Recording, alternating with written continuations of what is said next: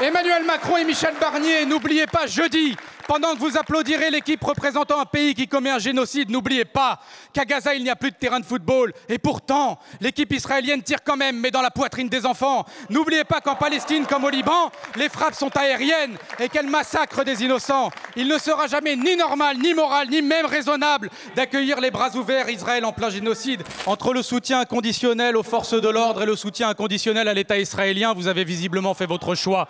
Vous, d'habitude si rapide à communiquer, vous étiez bien discret lorsque nos gendarmes français, pourtant sous statut diplomatique, ont été interpellés par des policiers israéliens dans le domaine de l'Eleona, en Palestine occupée.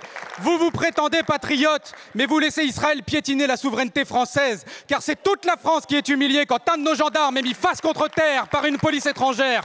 Vous qui vantez d'ailleurs la défense des chrétiens d'Orient, vous validez par votre silence qu'un lieu de pèlerinage chrétien soit bafoué. Et pendant ce temps-là, que de bruit et d'énergie de votre part pour une simple banderole au Parc des Princes. Don Quichotte sans combattre les moulins, Retailleau s'en prend à des tifos en disant hypocritement « pas de politique dans le sport » pour empêcher toute opposition au génocide à Gaza de s'exprimer. Vous criminalisez abusivement à tel point que le Comité des droits de l'homme de l'ONU a dénoncé votre instrumentalisation de la lutte, pourtant légitime, contre l'apologie du terrorisme.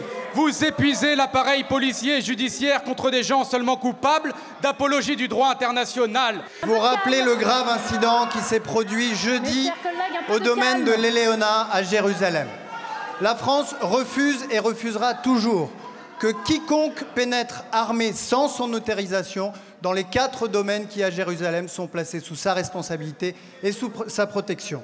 C'est la raison pour laquelle, lorsque j'ai constaté que 3 policiers israéliens avaient pénétré armés dans le domaine de l'Eleona, j'ai refusé d'y rentrer et je l'ai fait savoir publiquement.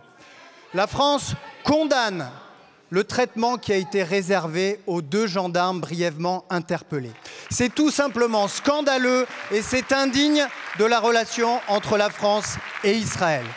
Je les ai félicités pour leur sang-froid et leur professionnalisme et après avoir veillé à leur libération instante, j'ai immédiatement activé ou décidé d'activer le 1er degré dans l'échelle des sanctions diplomatiques en convoquant l'ambassadeur d'Israël en France. Il a été reçu ce matin au Quai d'Orsay où lui a été signifié que ces agissements sont inadmissibles et que nous exigeons des garanties que cela ne se reproduise jamais.